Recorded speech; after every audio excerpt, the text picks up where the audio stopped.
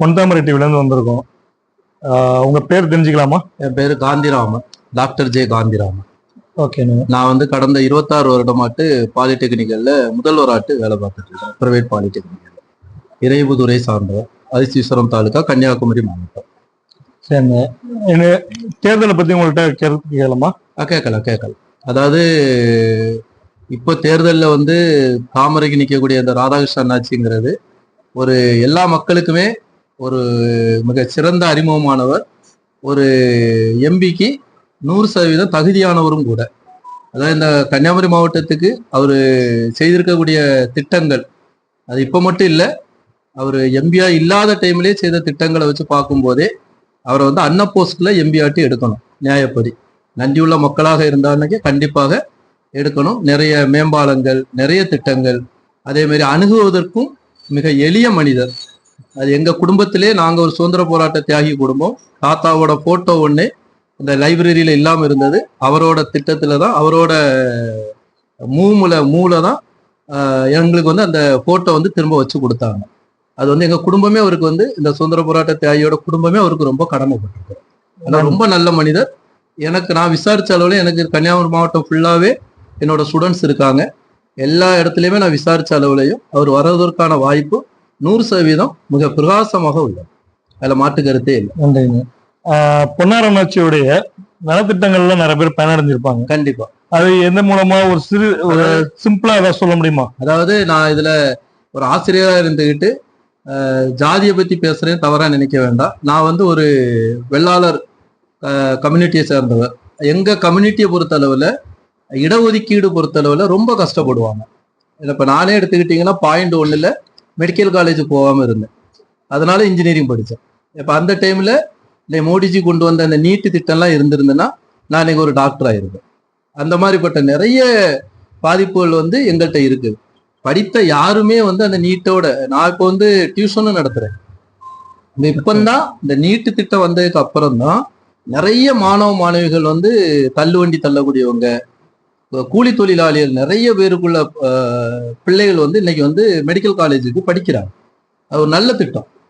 அதே மாதிரி இடபிள்யூஎஸ் எங்களுக்கு வந்து கையெடுத்து மோடிஜியை கும்பிடக்கூடிய ஒரு திட்டம் இடபிள்யூஎஸ். ஏன்னா இதனால எங்க மாவட்டத்தை பொறுத்தளவுல குறைந்தது ஒரு 5000 to 10,000 பேர் இன்னைக்கு வந்து, அது இளைஞர்கள். சொல்ல போனா அந்த இடபிள்யூஎஸ்ல வந்து போஸ்ட் ஆபீஸ்ல வேலை, பேங்க்ல வேலை கிடைச்சதுக்கு அப்புறம் திருமணமான மாணவர்கள்லாம் இருக்காங்க. அவங்க அப்பா அம்மாலாம் அப்படி சந்தோஷப்படுறாங்க.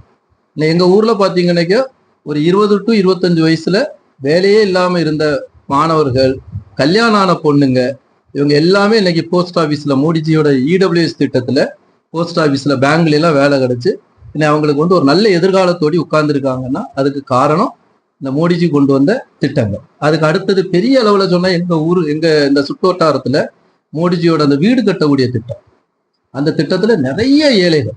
எங்க ஊர் நீங்க முன்னாடி பாத்தீங்கன்னா நிறைய ஓலை வீடாதான் இருந்தது. அந்த வீடு அவ்வளவுமே இன்னைக்கு வந்து நீங்க பார்க்கும்போது காங்கிரீட் வீடா இருக்குது. இன்னைக்கு கண்டிப்பா சொல்றேன், இதுக்கு மத்திய அரசு தான் காரணம். அதுவும் மோடிஜி கடந்த 10 வருடத்துல இவ்வளவு மாற்றம். யோஜனா திட்டம், அடுத்த ஜில் ஜீவன் திட்டத்துல பைப் கனெக்ஷன், நல்ல தண்ணி. முன்னாடிலாம் நாங்களே என்ன செய்வோம், குடத்தை எடுத்துக்கிட்டு லைன் போடணும், அதுல ஒரு சண்டை வரும், தண்ணி கிடைக்காது. இப்ப வீட்டிலே எல்லாமே இலவசமாட்டே தண்ணி கொடுக்குறாங்க. இது 4000 5000 கட்டினாதான் கவர்மெண்ட்ல கிடைக்கும். அதுக்கு அடுத்தது கேஸ் கனெக்ஷன், இலவச கேஸ் கனெக்ஷன். இப்போ வந்து எந்த வீட்லயுமே அடுப்பே இருக்கிறது இல்லை. அந்த மகளிர் அவ்வளவிற்கும் உள்ள புண்ணியமான ஒரு செயல்பாடு. மாநில அரசு கொண்டு வரக்கூடிய இலவசம் அதெல்லாம் வந்து மக்கள் நம்ப மாட்டாங்க. இவர் சொல்லக்கூடிய திட்டத்தை செய்யறாரு. 90% மேல போனதோட சொன்ன திட்டங்கள் எல்லாமே செய்திருக்கிறார். அதனாலதான் அந்த மத்திய அரசோட திட்டத்தினாலதான் பின்ன ராதாகிருஷ்ணன் ஆச்சு அதை எல்லாமே இம்ப்ளிமெண்ட் பண்ணி நல்ல செய்தார். இப்ப அவர் ஏத்து நிக்கக்கூடிய கேண்டிடேட்ல இந்த பக்கமே வந்தது கிடையாது. எங்க மக்களுக்கு யாரும் கேட்டாலே தெரியாது. நிக்கக்கூடிய தெரிஞ்ச ஒரே ஆள் ராதாகிருஷ்ணன் ஆச்சு. அதனால அவருக்கு வந்து ஒரு நல்ல ஒரு பிரகாசமான வாய்ப்பு இருக்கு. எங்க வீட்டுல இருக்கக்கூடிய 13 ஓட்டுமே தாமரைக்கு தான் நாங்க போறோம். அதுல மாற்று கருத்தே கிடையாது. அதனால ரொம்ப பிரகாசமான வாய்ப்பு வந்து அவருக்கு ராதாகிருஷ்ணன் ஆச்சு. ஐயா, மற்றொரு கேள்வி. அதாவது இப்ப நான் கொஞ்ச நேரத்துக்கு முன்னாடி ஒரு சில மகளிர்களை சந்திச்சோம். அவங்க வந்து இந்த மகளிர் திட்டங்கள் வந்து சிறப்பா செயல்படுத்தல அப்படின்னு ஒரு இது சொன்னாங்க. அவங்களோட திட்டங்களை வந்து இங்க நடைமுறைப்படுத்திருக்காங்களா? அதை பத்தி ஏதாவது சொல்ல முடியுமா? இல்ல மகளிர் திட்டங்கள் எல்லாமே செயல்படுத்தியிருக்காங்க. அவங்க வந்து அதுக்குள்ள கரெக்டான மூவ் பண்ணியிருக்க மாட்டாங்க. இப்போ வந்து உங்களுக்கு வந்து இந்த குளத்து வேலைம்பாங்க, மகளிருக்கு வேலை வாய்ப்பு, அது வந்து கொண்டு வந்தது மோடிஜி கொண்டு வந்ததுக்கு அப்புறம் தான். நாட்களும் கூட்டினாரு, அதனுடைய ஊதியத்தையும் கூட்டினாரு. அதே மாதிரி எல்லாத்துக்குமே இப்போ கேஸ் கனெக்ஷன்லாம் இங்கே நம்ம அப்ளை பண்ணி கொடுக்க தான் செய்கிறோம். மகளிருக்குள்ள இப்போ லோன், முத்ரா லோன் கொடுக்குறாங்க. அப்போ அதுக்கு வந்து எப்படி அப்ளை பண்ணணும் என்னையாதுன்னு கேட்டாலும் இங்கே உதவி பண்ணதுக்குன்னே இளைஞர்கள் சிலவங்க இருக்காங்க. அவங்களுக்கு எந்த விதத்துல உதவி பண்ணணுமோ அது செய்யறாங்க. நீங்க அப்படி சொல்லக்கூடிய மகளிரை வந்து அணுக சொன்னீங்கன்னா நாங்க எங்களால முடிஞ்ச உதவிகளை கண்டிப்பா அவங்களுக்கு செய்யலாம். அந்தந்த திட்டங்கள், எல்லா திட்டங்களுமே மக்களை போய் அடைஞ்சிருக்குது.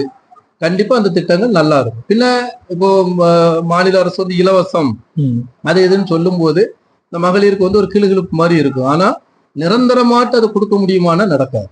எலெக்ஷன் டைம்ல ஒன்று அறிவிச்சுட்டு அப்புறம் க்ளோஸ் பண்ணிடுறாங்க. எல்லா மகளிருக்குமே இலவசம்னாங்க. அப்புறம் ஒரு குறிப்பிட்ட மகளிர்னு சொல்லி ஷார்ட் லிஸ்ட் பண்ணாங்க. இப்ப இவர் இன்னைக்கு அறிக்கை விட்டுருக்காரு மோடிஜி அவர்கள். அவ்வளவுமே பாத்தீங்கன்னாக்கா எல்லாமே இளைஞர்களை முன்னேற்றணும், மகளிரை முன்னேற்றணும். மகளிருக்கு வந்து நாப்கின் வந்து ₹1 இதெல்லாம் வந்து ஒரு அருமையான திட்டங்கள். அப்போ அவர் செய்யக்கூடிய திட்டங்களை தான் சொல்றாரு. காங்கிரஸ் கவர்மெண்ட் பாத்தீங்கன்னா எல்லா மகளிருக்குமே ₹1,00,000 அது வந்து ஒரு கொஞ்சம் படிச்சவங்களுக்கு தெரியும். இந்தியாவில் உள்ள அவ்வளவு மகளிருக்கு கொடுக்கணும்னாலே இந்தியாவோட ஒரு மாத வருமானமே அதை தாண்டுது. அப்ப அது வந்து கண்டிப்பா நடைமுறைப்படுத்த முடியாது. அப்படிங்கிற மாதிரி திட்டங்களை தான் அவங்க வந்து மக்களை கவர்றதுக்கு வேண்டி சொல்றாங்க. ஆனா கண்டிப்பா மகளிருக்கு தேவையான திட்டங்கள் எல்லாமே இம்ப்ளிமெண்ட் பண்ணிட்டு தான் இருக்காங்க. அதுக்கு அப்ளை பண்ணும்போது அவங்க என்னென்ன அதுக்குள்ள டாக்குமெண்ட்ஸ் கொடுக்குறாங்களோ அதை கரெக்டா கொடுத்தாங்கன்னா கண்டிப்பா அது அவங்கள வச்சு அதுல மாட்டு கருத்தே. சரிங்க. இப்ப இந்த தேர்தல் கருத்து கணிப்புன்னு சொல்லி எல்லாம் பேசிட்டு இருக்காங்க ஒவ்வொரு மாவட்டத்திலையும். உங்களுடைய கருத்து என்னங்க ஐயா? இல்ல, கண்டிப்பாக என்னோட கருத்து வந்து சென்ட்ரல்ல கண்டிப்பா அவங்க சொல்ற மாதிரி மோடிஜி 400 எடுப்பாரோ 410 எடுப்பாரோ, ஏன்னா இந்தியா ஃபுல்லா எனக்கு தெரியாது. கண்டிப்பா பிரதமராட்ட அவர் கண்டிப்பா மோடிஜி வருவார், அதுல மாற்று கருத்தே கிடையாது. நம்ம தமிழ்நாட்டை பொறுத்த அளவுல ஒரு அண்ணாமலையோட எழுச்சி மிகு ஒரு ஒரு பயணம் எல்லா இளைஞர்கள் மத்தியிலையுமே. என் பொண்ணு வந்து இப்ப 2வது ஓட்டு போட போறா. அவளே வந்து அவர் அண்ணாமலையோட பேச்சு இன்னைக்கு அப்படி இருந்து கவனிக்கிறார். ஏன்னா அவர் ஒரு படிச்சவர். அவரோட ஒவ்வொரு பாயிண்டோட, ஒவ்வொரு கட்சியோட, எதிர்கட்சியோட விமர்சனங்களுக்கும் அவர் கொடுக்கக்கூடிய பதில் வந்து ஒரு ப்ரூஃபோடி இருக்கு. சிலவங்க வந்து என்னமோ பேசுவாங்க, ப்ரூஃப் கேட்டா கிடைக்காது. அப்ப அப்படி இருக்குது. அதே மாதிரி தமிழ்நாட்டுல பிஜேபியோட வளர்ச்சி வந்து ரொம்ப நல்லா இருக்கு. நேற்று அமித்ஷா அவர்கள் வந்து ரோட் ஷோ தக்கலையில பண்ணியிருந்தார். இவ்வளவு கூட்டம்லாம் நாங்க பார்த்ததே கிடையாது. அது மாதிரி ஒரு மோடிஜி கொடுக்கக்கூடிய எல்லாம் கை குழந்தையோடி நிக்கிறாங்க. காசு கொடுத்து கை குழந்தையோடி வரமாட்டாங்க. அப்ப அப்படிலாம் ஒரு எழுச்சி இருக்குது. என்னை பொறுத்தளவுல தமிழ்நாட்டுல ஒரு நல்ல வளர்ச்சி கிடைக்கும். ஒரு நல்ல ஒரு நம்பர்ஸும் இந்த தடவை கிடைக்கும். ஒரு 10 to 15 சீட்டுக்கு மேலே இந்த தடவை அவங்க நமக்கு பிஜேபிக்கு வர்றதுக்குள்ள வாய்ப்புகள் நிறைய இருக்குது. கண்டிப்பா கன்னியாகுமரி டிஸ்ட்ரிக்ட்ல இப்போ உள்ள அந்த மாற்றங்கள், மக்களுக்கு அது இந்து எதிர்ப்புகள், மாநில அரசு செய்யக்கூடிய எதிர்ப்புகள், இதெல்லாம் வச்சு பார்க்கும்போது ராதாகிருஷ்ணன் அண்ணாச்சிக்கு வாய்ப்புகள் வந்து மிக பிரகாசமாக உள்ளது.